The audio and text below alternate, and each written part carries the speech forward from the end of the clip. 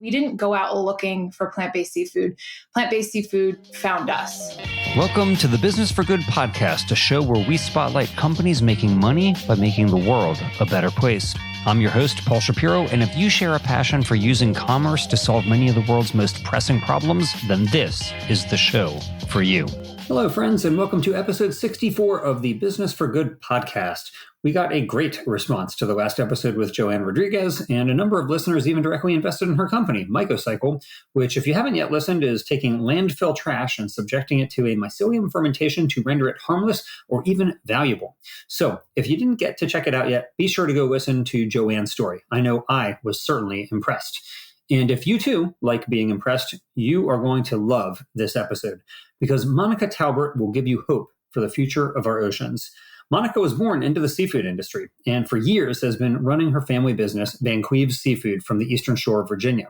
As you'll hear in this conversation, though, a series of events led her to start experimenting with plant-based seafood recipes. And while it's no longer major news for conventional meat companies to develop plant-based lines, since so many are now admirably already doing that, Monica announces in this episode something far more inspirational. What started as a supplemental form of business has now become a passion for Monica, so much that she's personally essentially gone plant-based and announces in this episode that she's shutting down the legacy conventional seafood side of her business entirely to focus exclusively on growing the Plant-Based Seafood Co.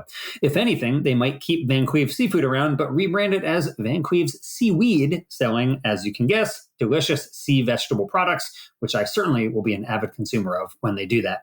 So, right now, the Plant-Based Seafood Co. is winning innovation awards, earning investment from venture capital funds, and it's rolling out its products nationwide as we speak. Monica's goal is to grow it not just to be as big as Van Cleve Seafood, but to go much bigger and produce enough sustainable seafood, i.e. plant-based seafood, to feed the world and save the oceans in the process. So enjoy this riveting conversation with a real entrepreneurial pioneer who will give you hope that not only can individuals change, but so too can businesses. Monica, welcome to the Business for Good podcast.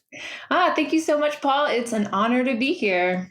Hey, it's my pleasure. I've been following your story for it feels like some time now, and I'm super impressed by what you're doing. So I'm really excited to have you on the show to talk all about it. But before we talk about the really cool things that you're doing with the Plant-Based Seafood Co., you know, a lot of entrepreneurs, they start off as, in this space, they start out as people who are, you know, like either longtime vegans or they are, you know, coming out of like the animal welfare or the sustainability world.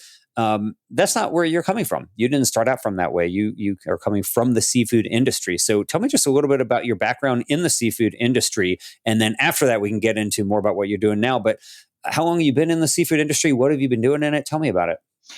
Yeah, so we always say, you know, we get that question a lot of how we got into plant-based seafood. And I say, you know, we didn't go out looking for plant-based seafood. Plant-based seafood found us. And, you know, I'll give you a little bit of background to kind of give some context by what I mean by that. So we started off as, you know, we're all female family owned company. We started off back in 2001. My mom started a tiny little crab shack. You know, we're from the Virginia, Maryland area where, you know, blue crab culture is king. And so we ran that for a while and just really focused on quality and a consumer experience that I think was a bit novel to the seafood industry. Maybe it's because we were all women. I'm not sure. We just gave it a different twist. And, you know, we grew into a larger seafood market. We sold over 300 different varieties of seafood and added on a restaurant and a retail gift store. And we loved, you know, the industry that we were in, and we loved our suppliers. We even vacationed, you know, with our crabbers, and we knew the watermen, we knew the area. We're right there on the Chesapeake Bay, where we pulled in a lot of, you know, the products that we sold to consumers. We loved our customers. Our customers were like family. And, you know, like I said, we did things differently. So, you know, you would walk into our seafood market, and normally you would be used to, you know, a big guy named Bubba smoking a cigar, a stogie with his, you know, his pit bull right there. And we were just different. You walked in and you heard Caribbean music, and we had service with a smile, and our showcase would rival any Whole Foods showcase today. And again, we focused on quality, and we were starting to get noticed by local retailers, and which wasn't really normal. I think we had, gone to a couple of trade shows for wholesale, looking for maybe start selling our products to other restaurants. And we had a local like giant food buyer and a Whole Foods buyer and Costco online. And they came up to us and they said, your products are so great. The standard in the frozen seafood aisle is so low. We want to bring in high quality products such as yours. Have you thought about getting into retail? And of course not. We're working basically 8 days a week at the restaurant, working our butts off, and not something we had thought about. And the more we thought about it, the more we thought, wow, this would be a really fun way to get our amazing products and a lot of them were, family recipes that had been handed down. We thought, wow, this is a great way to, just expand our network and availability of these products. So we did a very, I think, uncommon thing, which was jump from restaurant to CPG company. And we really had no idea what we were doing. I remember one time I had a buyer, he was coming up to me and he had asked me about, if we had UPC barcodes. I had no idea at the time what a UPC barcode is. And I think I said, we have, UPCs, but no MSG. So just not knowing what we were doing. And at that time, we were in this like nostalgic, beautiful, small time seafood industry.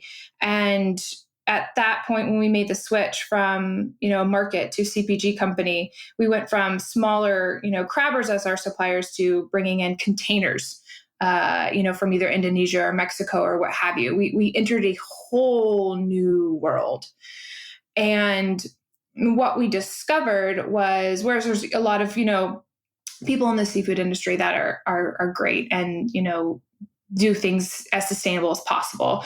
What we were seeing was a lot of unsavory practices, and we were witnessing them firsthand. It's not like we were just reading an article about it, in the industry news. I remember, touring a plant with a great colleague of mine, and he owned the company, and he was showing me, his plant, and he was known for selling dry seafood, which means no extra chemicals being pumped into the products, which is commonplace. And I saw the chemicals there, and I remember looking at him and saying, what is that? And he just laughed and said, "You don't really think that there's an actual dry product, do you?" And I thought, wow, here's someone that I really, admired in the industry, and he was, deceiving the public. And the problem is that it was commonplace. I don't know if you've seen the documentary Seaspiracy yet on Netflix, but one thing that resonated with me, well, there's a lot, but the things, that Ali was saying, he just couldn't believe that no one knew about this stuff. How was it that he didn't know? And that was my exact sentiment when I had gotten into this global seafood industry. How is it that nobody is saying anything? And this was just one, chemical glazing and pumping with, phosphates is one thing, but then there was mislabeling. And then you learn about human trafficking and child labor and fraud. And I mean, the list just goes on. And we were just really disheartened. And, another thing when at least back in the day, I think it's gotten a little bit better now, but you would walk the halls of the Boston Seafood Show, which is, the #1 trade show in North America for seafood. And you wouldn't see any women there at all, or diversity. We used to joke that the only women you would see were half naked in mermaid costumes selling smoked salmon. Wow. And just no diversity. And, I don't want to be presumptuous, but maybe that's, it was a big part of the problem. And, I just thought, sitting here as this little family-owned company, looking at this gigantic industry that had so much wrong with it, that was having devastating consequences on the oceans and livelihoods, I was going to do something about it. I didn't know how. I didn't know when it was going to happen. I just knew that I had to be part of the change. And about a year later, we had been working on a brand called Wild Skinny Clean. And to me, that was my,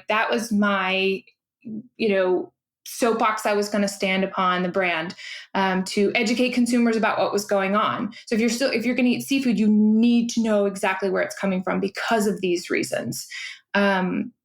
And showing the consequences of what's going on, of not knowing where the seafood is coming from, and understanding sustainability. And so, we were all about wild and sustainable caught seafood in the US. And we were all, really great ingredients, and no GMOs and no soy, no pumping with chemicals, all clean label.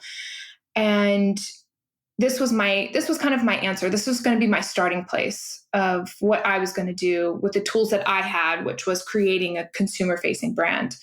And at the last minute, we had been developing a plant-based crab cake, and Why, Monica? Why were you thinking about it for sustainability reasons? Like, why were you in the process of creating that plant-based crab cake? Well, in the beginning, I would love to say it was, for sustainability reasons, but, we just saw opportunity for it. And we thought, why don't we take our experience and what, we've been doing for so long and just try our hand at creating something, and not to fool people, but kind of, we were having fun with it. And, the more we were working on it and developing it, we found this passion for doing it and fooling people. And, we had some of our greatest customers telling us that it was one of the best crab cakes they've ever had. And we were almost kind of offended, right? We were like, well, there's no crab meat, and you've been, having our crab cakes for years. And we decided, after some thought, that everything that plant-based crab cake could stand for, the fact that we weren't using any animal products in it whatsoever, the impact that it could have when you're talking about a true sustainable alternative to everything that was going on out there. This was the 100% sacrifice-free, true seafood alternative, not the fish and wild, skinny, clean that we were creating. So we added it to the lineup just to see, how it would go. And the next day we were getting phone calls from all over the world. And it was unlike anything we had ever experienced with our other brands in the seafood company. And we also just sat down after all of this and we thought, wow, what we thought wild, skinny, clean was going to be in the industry as far as this agent of change, this thing that was going to disrupt the industry, get consumers to finally start asking informed and questions, it was actually plant-based seafood. And we, at that point, immediately started adding, innovating with different kinds of seafood and shrimp. And then we, went to lobster crab cakes and scallops.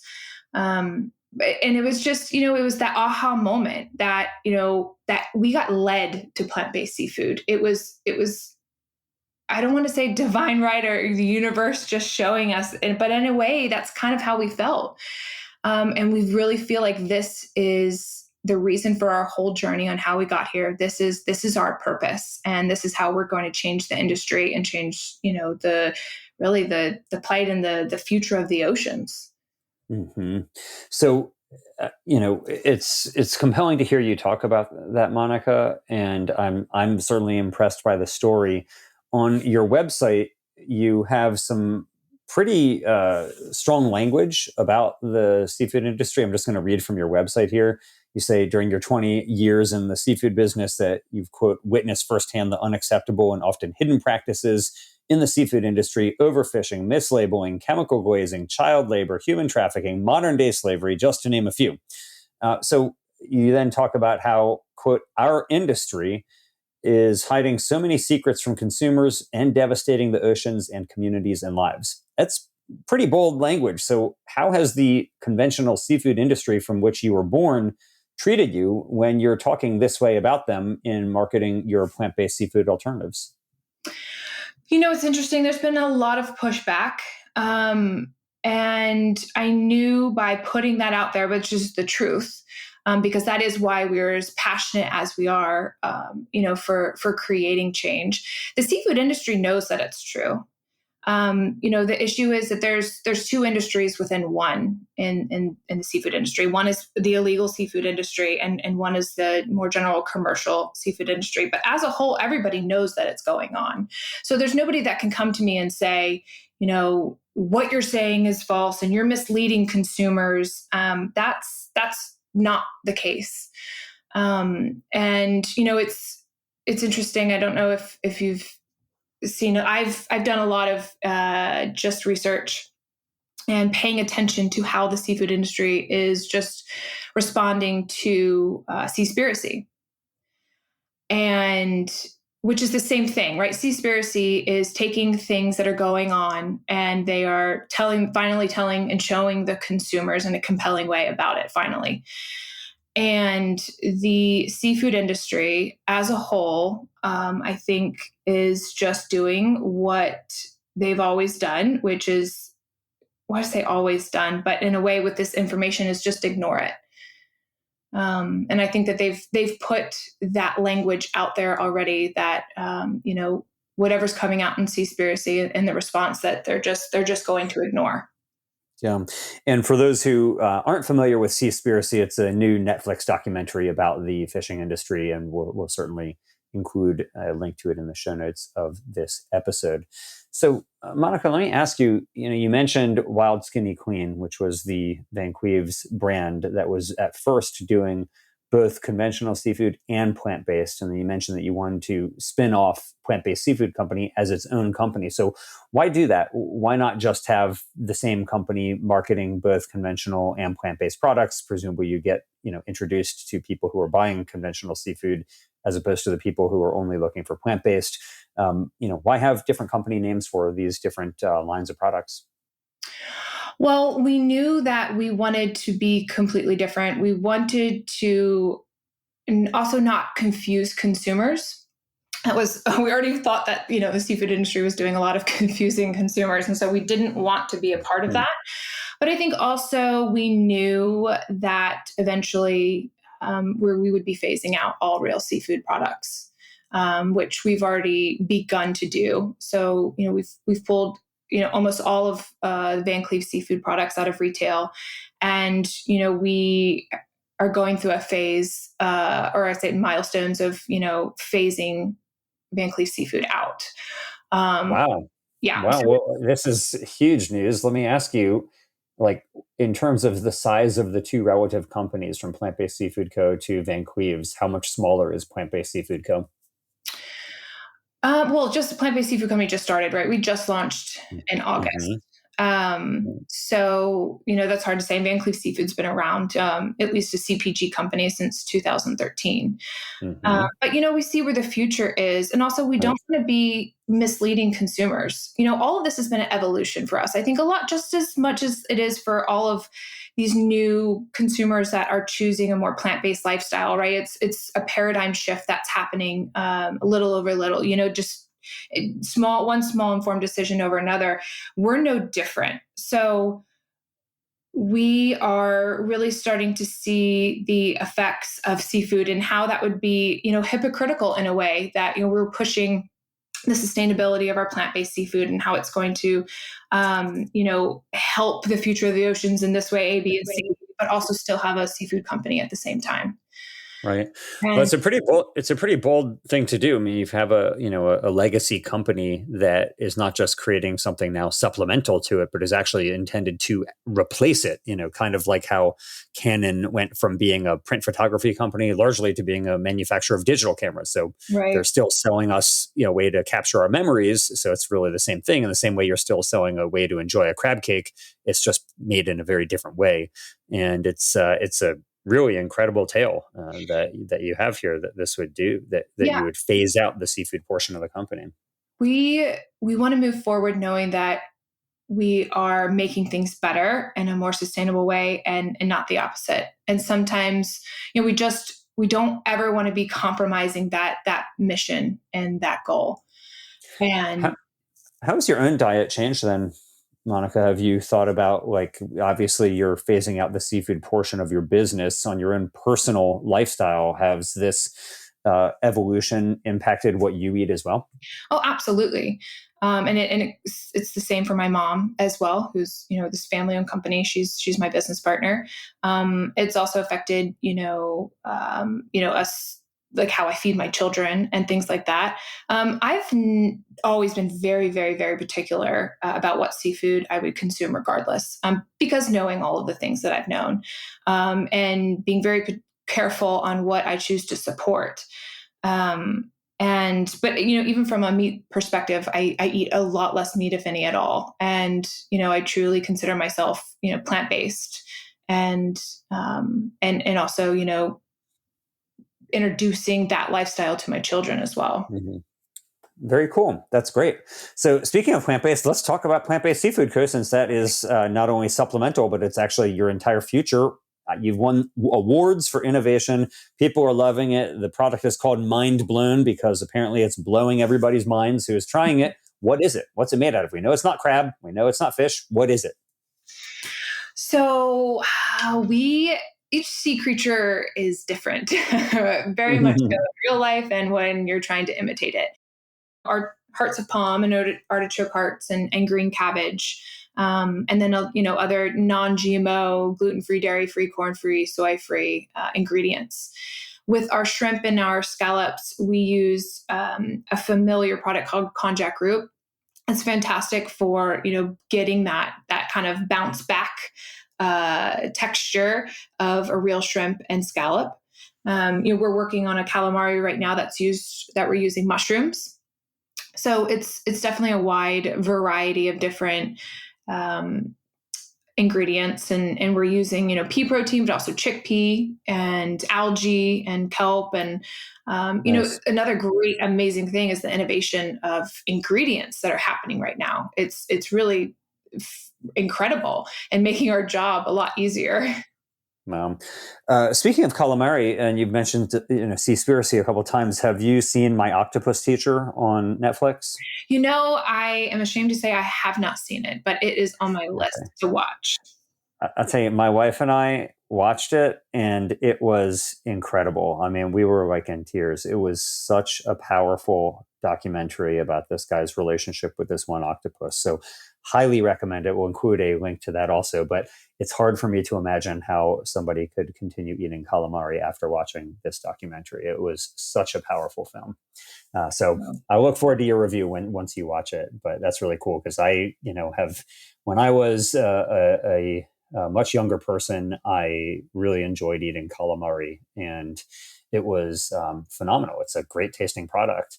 And I have had the vegan versions of it like once or twice, and I liked it, but I don't really know of anywhere where I can get it on a regular basis. So I would like to find some way to find it, and I hope that yours will be the product that I get to buy on a regular basis. Well, Shelly's working on it, and she's amazing at whatever she produces. So I have confidence. Very cool. She's finished it. It will be phenomenal. Very good. And to give her the proper shout out, Shelly is also part of your family, and she's your VP of Innovation. Isn't that right? That's correct. Very cool. Yeah, she's truly wonderful. I love talking and working with her. Did you ever hear the episode of This American Life about calamari, by the way? No, but you're giving me lots of stuff to look into. It was, I don't want to ruin it, but basically there's a surprisingly large amount of, apparently, according to this episode of This American Life, there's a surprisingly large amount of calamari that is misbranded, and it's not actual octopus at all, but is instead pig anus. And I know it sounds like an urban legend, like how could this be true? I too thought like this is just something that people talk about, but there is an entire episode about how this pork byproduct, imagine at the slaughterhouses, there's a lot of pig anuses that aren't getting used for anything. And apparently some of them are getting battered and deep fried and sold as calamari, which is, that truly surprises me none. It's really hard to imagine something more repugnant, but I'll link to that episode lest anybody think that this is just some urban legend that I am espousing here. But there is a real episode of This American Life. Oh, I have no doubt. I have no doubt. Okay. So right now, my understanding, Monica, is that the products have been largely online, but that you're getting into retail and food service now. Is that correct? Like you're actually getting into stores now with the product? Yes, absolutely. So this month actually is our launch into retail, and we're extremely excited. Yeah, we've been working really hard to increase production capacity. That has been a bit of an obstacle that we've been able to overcome finally, and yeah, so we are very, very, very excited to launch into retail. That's awesome. Will it be nationwide, East Coast only? What are we going to get started with?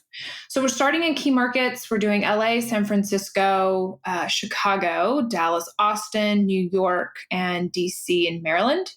So Exciting. those areas first. Yeah. But I mean, Paul, the interest is just absolutely phenomenal.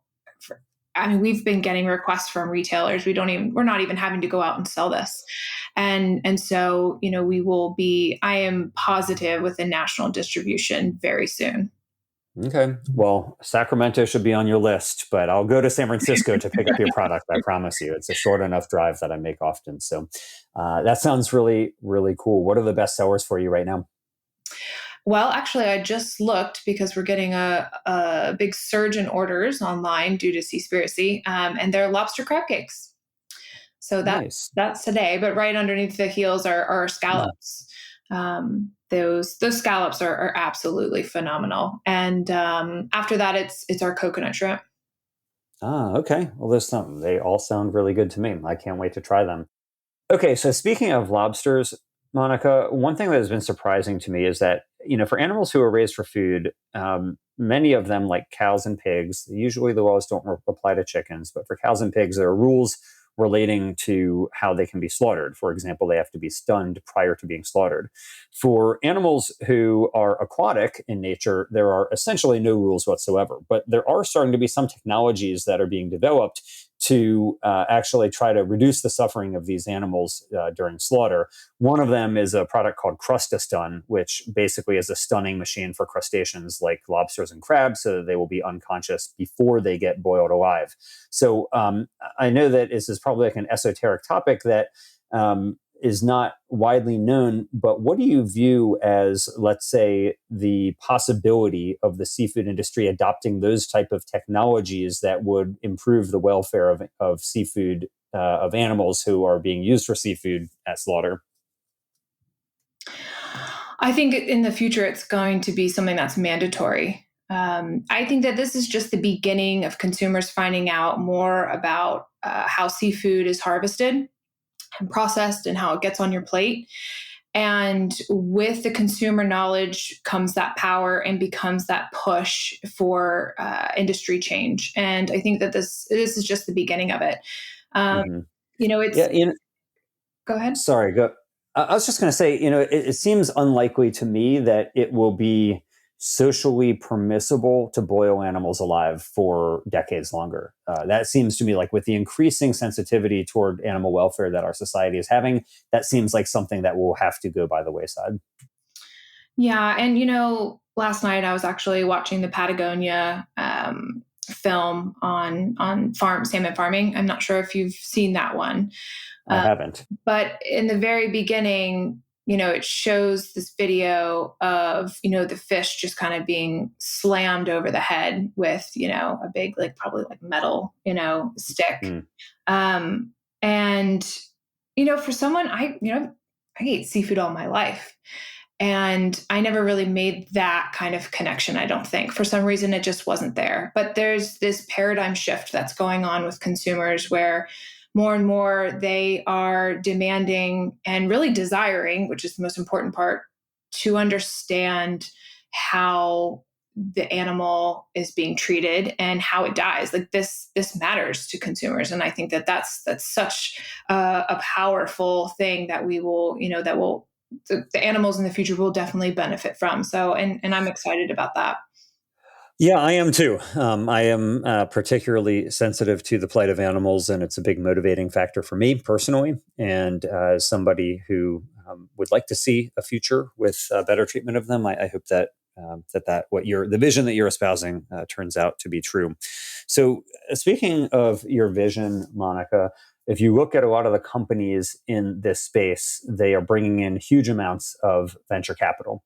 So other alternative seafood companies, for example, like Blue Nalu, which is a company making cultivated seafood from actual sea animal cells, they've raised, I think, close to maybe like $80 million so far.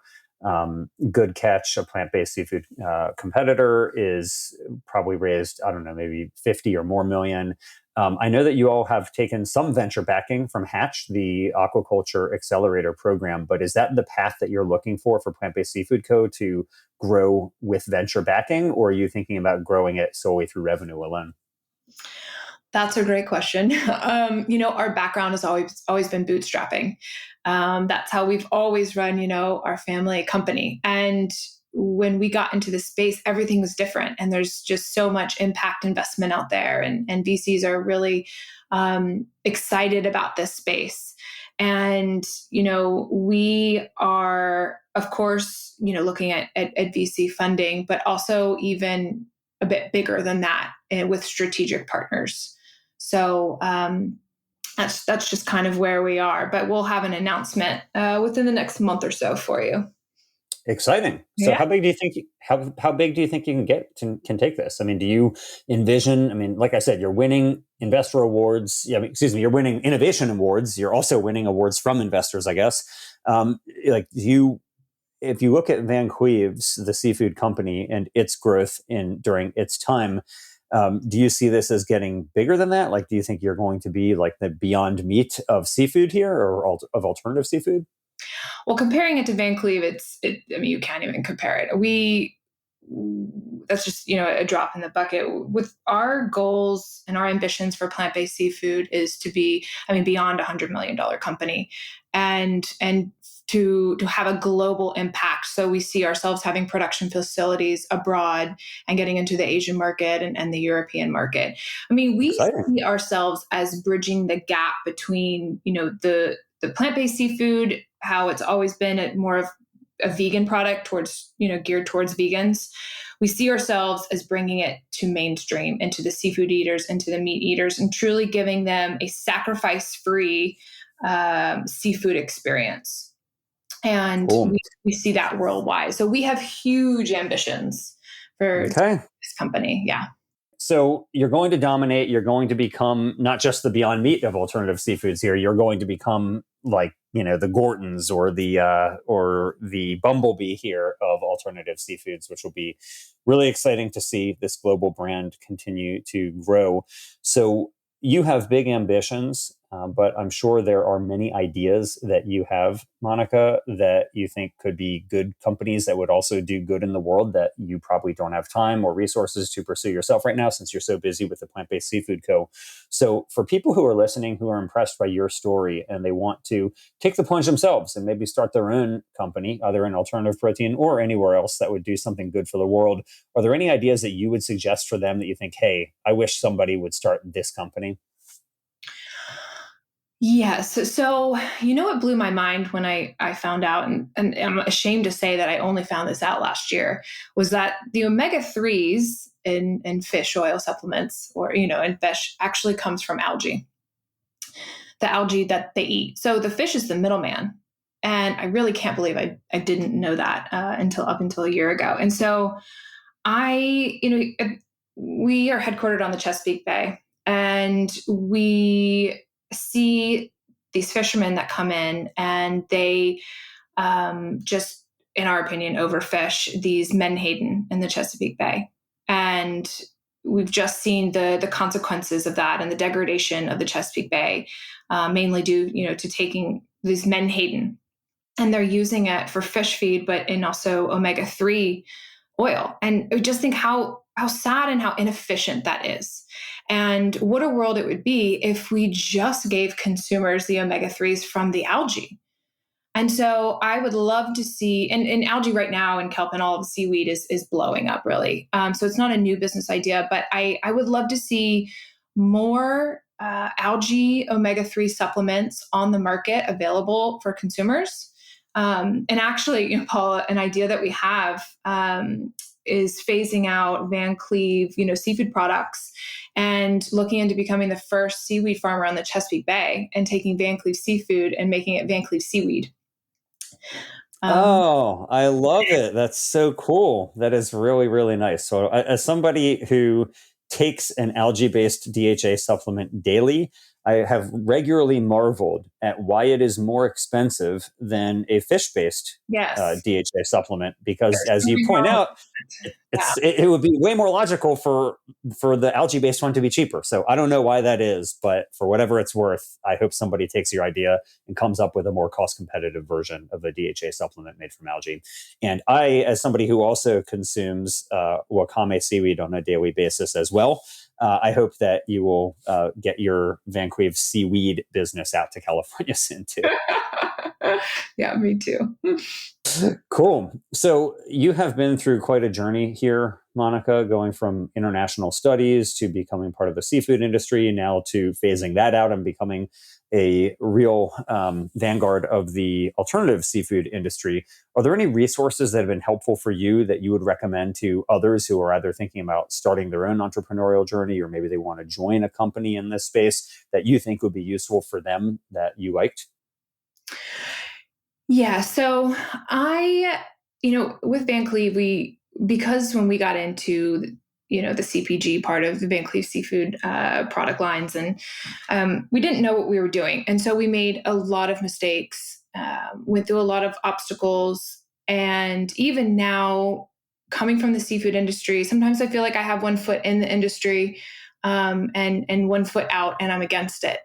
And, trying to balance that, sometimes I get a bit discouraged. And there's actually, it's not a book, and it's not so much a speech, although it did come from Brene Brown's Daring Greatly, and just, embracing vulnerability.